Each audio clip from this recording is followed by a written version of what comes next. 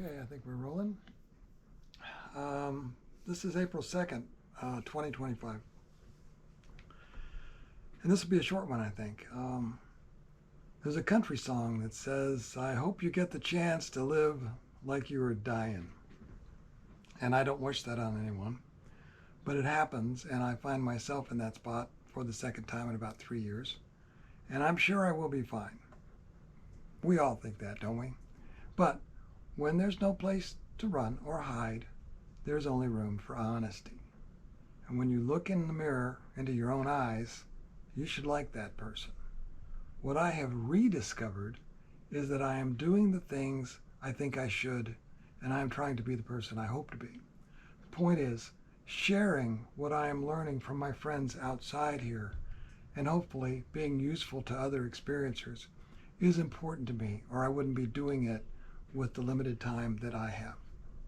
So posts may be erratic for the next few months. You may add me to your prayer list if you have one, but please don't forget all of the other souls in the world who are in worse situations than me.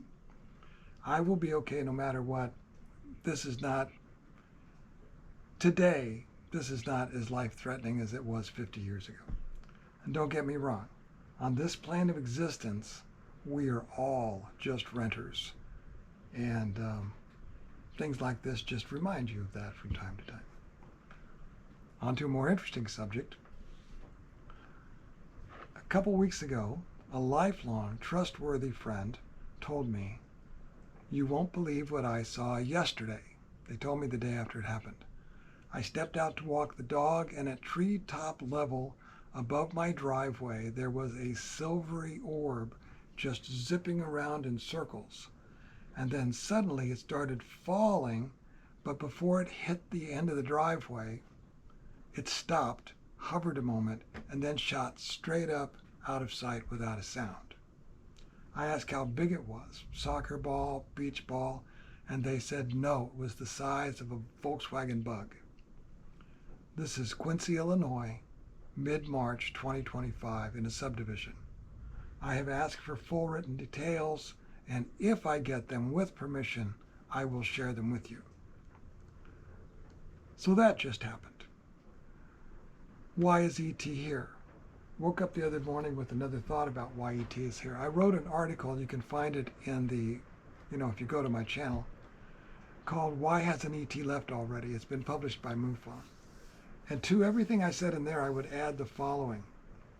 A quote from the Baha'i writings. This is the day whereon the unseen world crieth out, Great is thy blessedness, O earth, for thou hast been made the footstool of thy God, and been chosen as the seat of his mighty throne.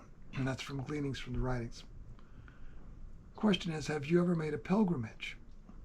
Most faiths do it.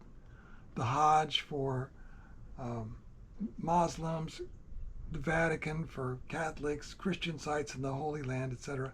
And Baha'is do it as well to the holy sites around Akka and Haifa in Israel.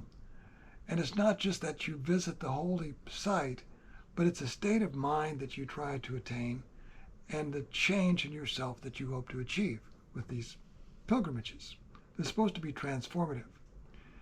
In Left Already, that article, I suggested that ET is here to witness mankind's collective coming of age, our struggle to achieve a type 1 civilization, a planetary civilization, as some people say.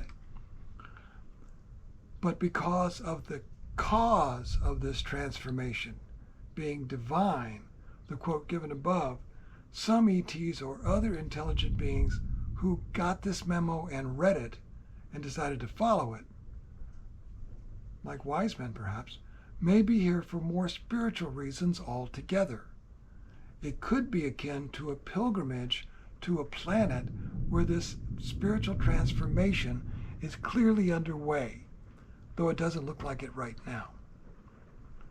Only those who follow teachings of the Baha'i faith are likely to see it in this light, but some percentage of ETs and others may well be in this group. The memo went out and it was universal. So I'm just throwing that out because the other faiths are old enough that they may not see it in that way, though they're not immune from that possibility either. Lastly, number 4.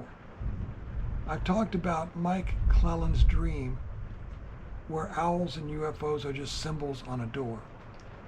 In his dream, we're all in a crowded hallway trying to push open a door, and on the other side is the infinite universe.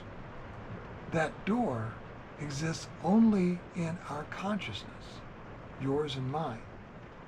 The moment that you or I or anyone is not afraid to open that door, it will open wide at the slightest touch.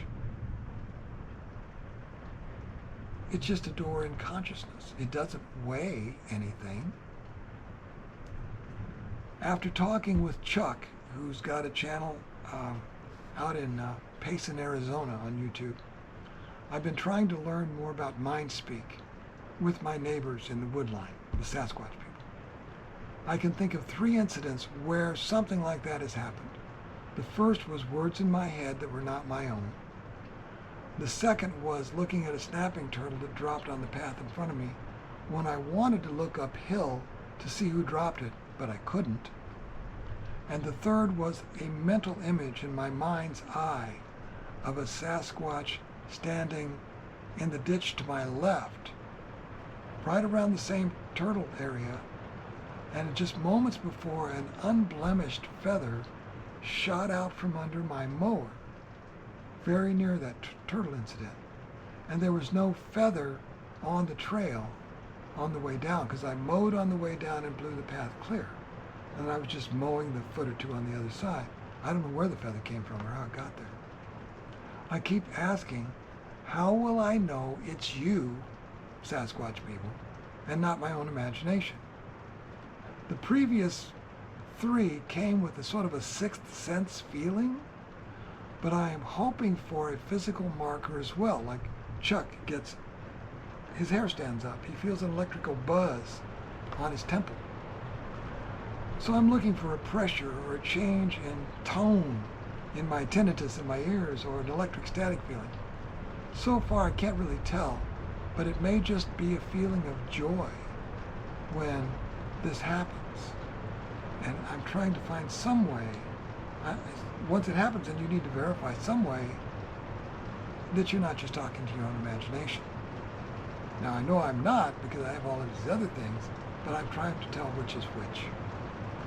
Also, I have 4 names now of the local group. And I find that quite interesting. So, I'm fine, I'm going to be fine, but episodes on this channel may be a little more erratic for the next few months. And God willing, by the end of summer, it'll be all clear. So, be good to each other. We got a lot of craziness coming. And what I would have everybody do, my rant on the unease which is approaching the world, is just be good to each other, because everybody's going to need everybody's help. Thanks for being here. Talk to you later.